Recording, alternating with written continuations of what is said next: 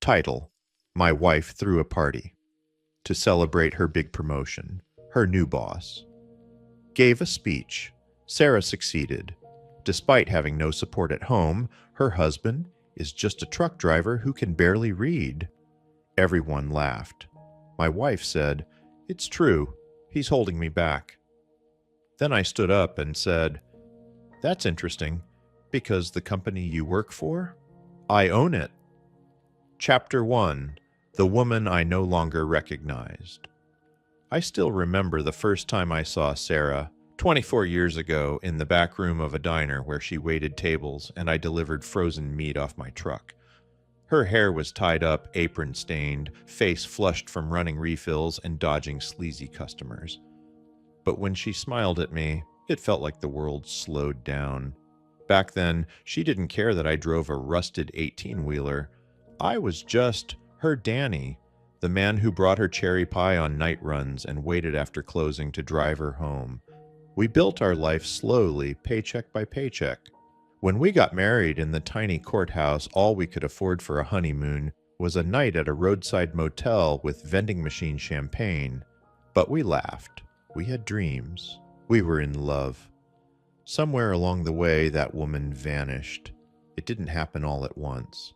It was gradual, like a leak under the floorboards you don't notice until the wood caves in beneath your feet. First, she stopped waiting up when I got home from the road. Then she stopped asking about my day. And finally, she stopped introducing me as her husband.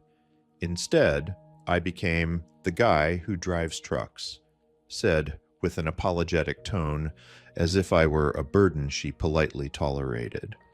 When she landed her new corporate job, marketing director for a rising tech logistics firm, everything changed. She started wearing heels taller than the woman I married ever could have walked in. She wore lipstick that said power instead of warmth, and used words like synergy and brand posture that made our dinner conversations feel like sales calls. I was still proud of her, though. God knows I never stood in her way. I paid the bills, raised the kids when she had conferences, cooked when she got home late. But now, it felt like she didn't want a partner. She wanted a trophy with no voice. 2 weeks ago, she came home glowing. "I got the promotion," she beamed, dropping her Gucci bag on the kitchen counter like it didn't cost more than my entire toolkit. "That's incredible," I said, smiling. "I knew you would." "We're throwing a party," she said. "Formal, at the Stonecrest." My smile faltered. The Stonecrest was the ritziest venue in 3 counties, where politicians held fundraisers and billionaires toasted their 4th wives. "I've never even been in that place," I chuckled, trying to keep it light. "Should I wear my Sunday boots, or—" She cut me off. "Just don't wear that brown suit, or your trucker hat. Please, Danny, it's a big night." That stung more than I wanted to admit, but I nodded. "Sure, I'll clean up nice." "Good," she said, already on her phone. "And maybe try not to talk too much about your roots or diesel prices or whatever. This crowd is different." That night, I sat alone in our bedroom staring at my hands. The same hands that rebuilt our porch, rocked our babies to sleep, and held her through every miscarriage and hard year. I didn't feel ashamed of them until now.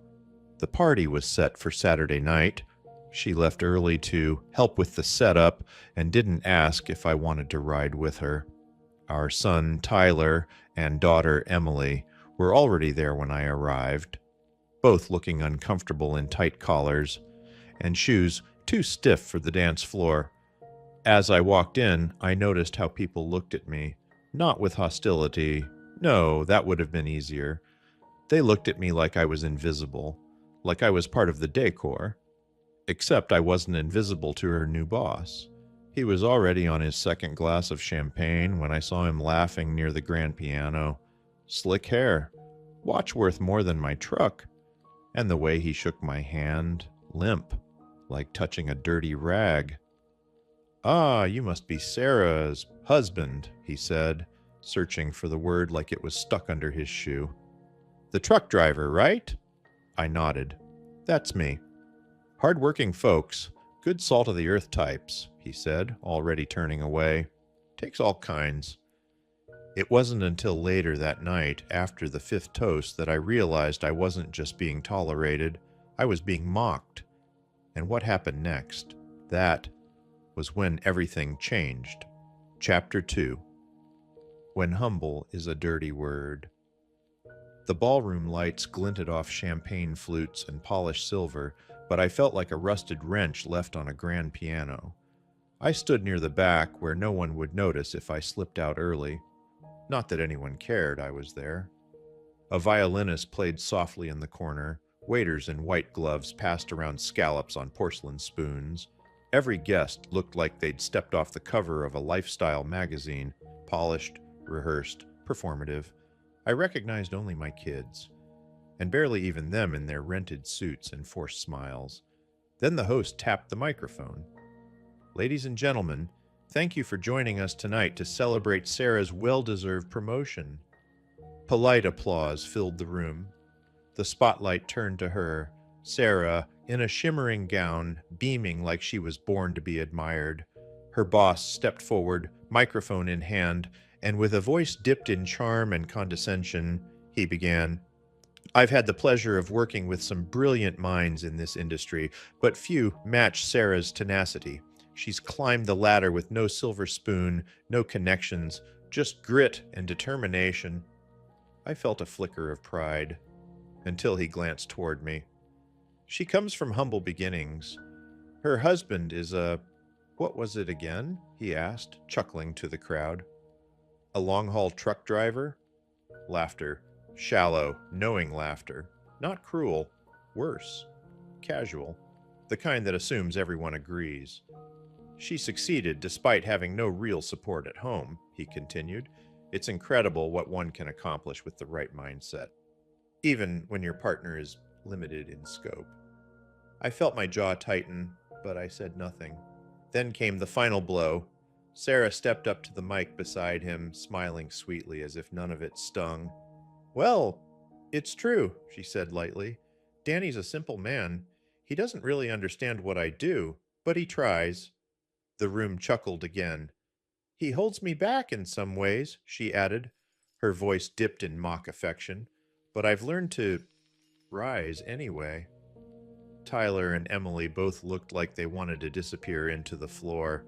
I stood perfectly still, hands clasped in front of me like I was back in church.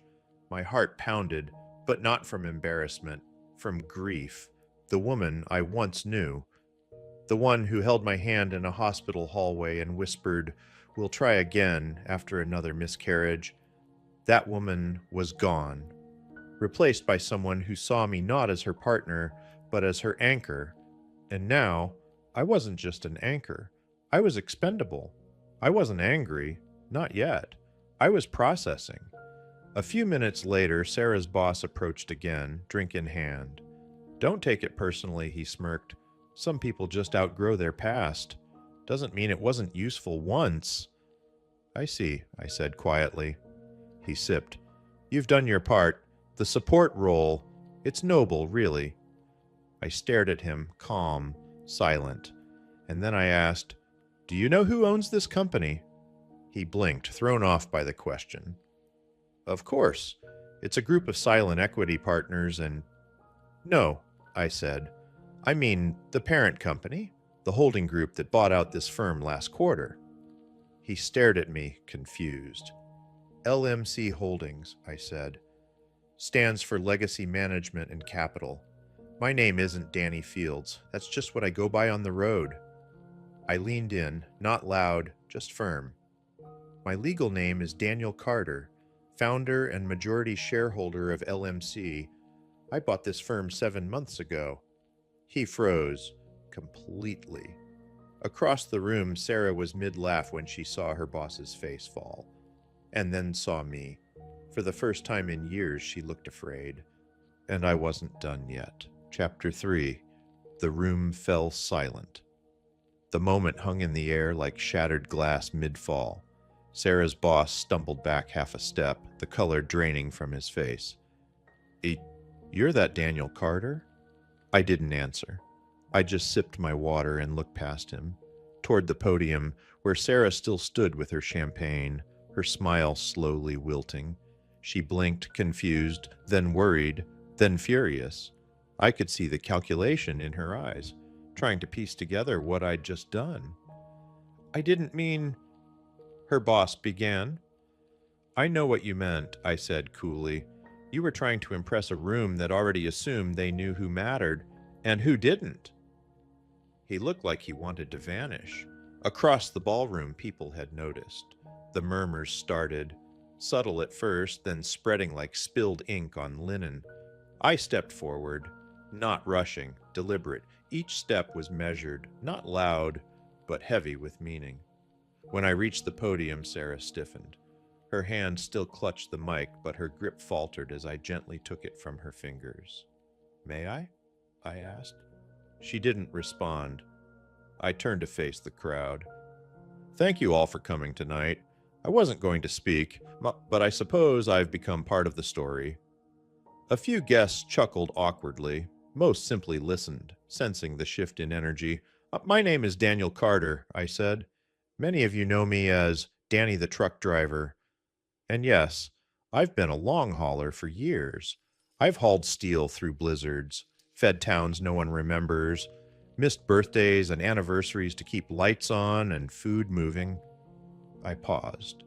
But I also used those quiet hours behind the wheel to build something.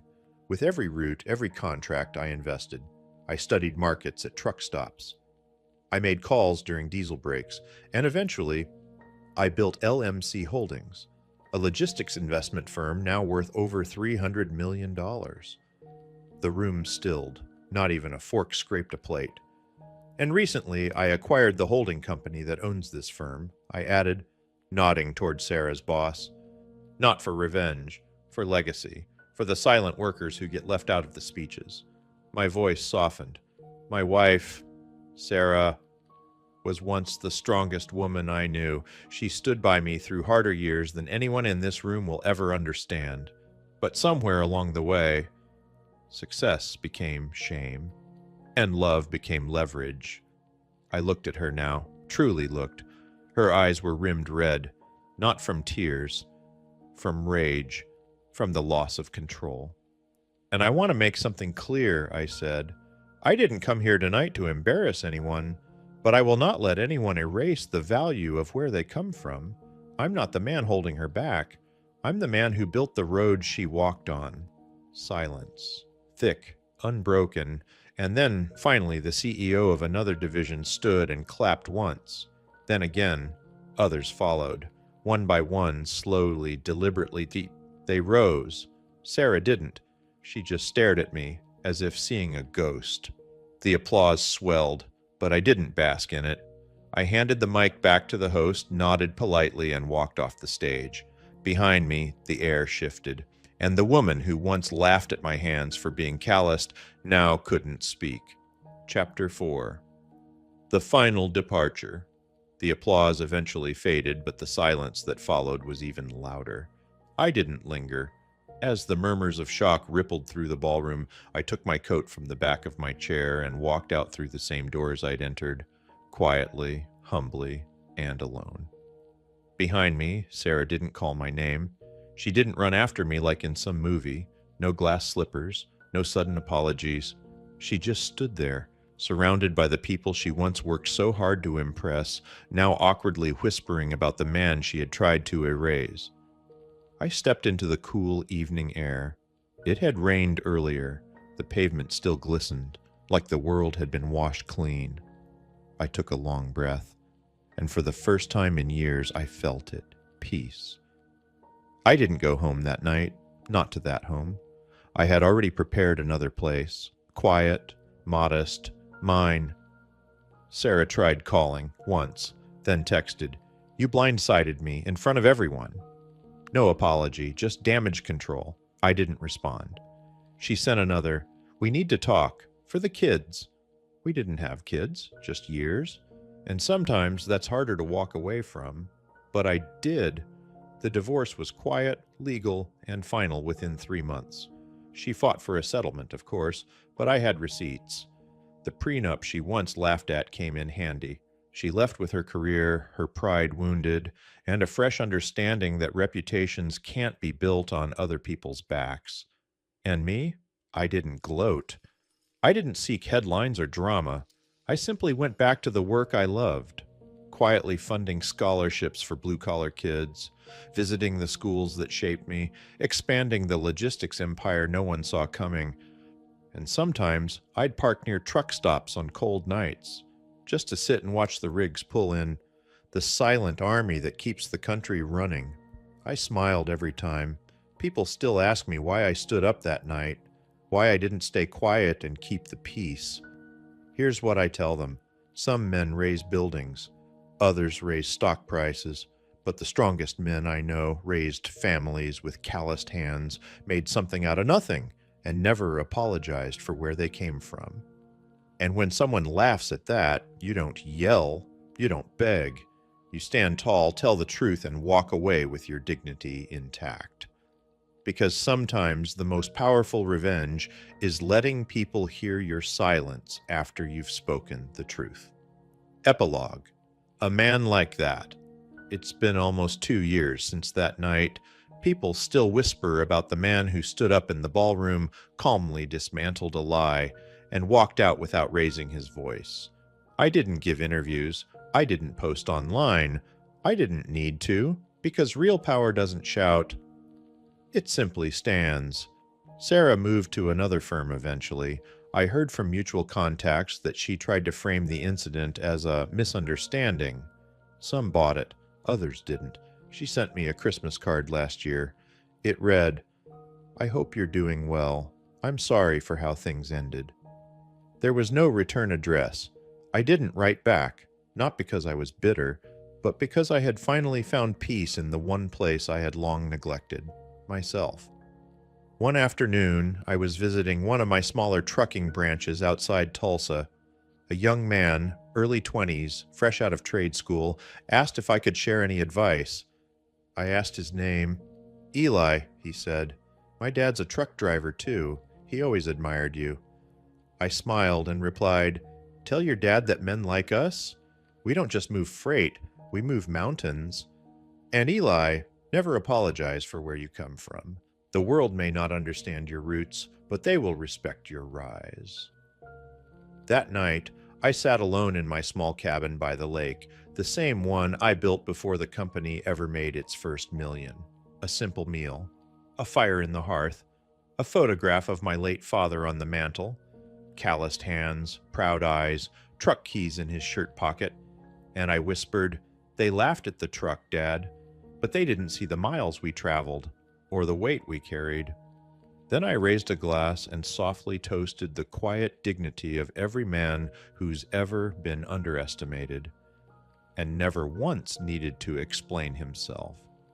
Was this revenge perfectly justified, or should the storm have raged harder? Drop your verdict below. I read every single one. Hit like if you crave justice and share this story with someone who needs its fire. Subscribe to Lauren's Story Passport, because here, betrayals don't sleep. They hunt their owners. Every shadow hides a reckoning. Every mask breaks, and every betrayal is answered. Stay sharp, stay unbroken, stay tuned.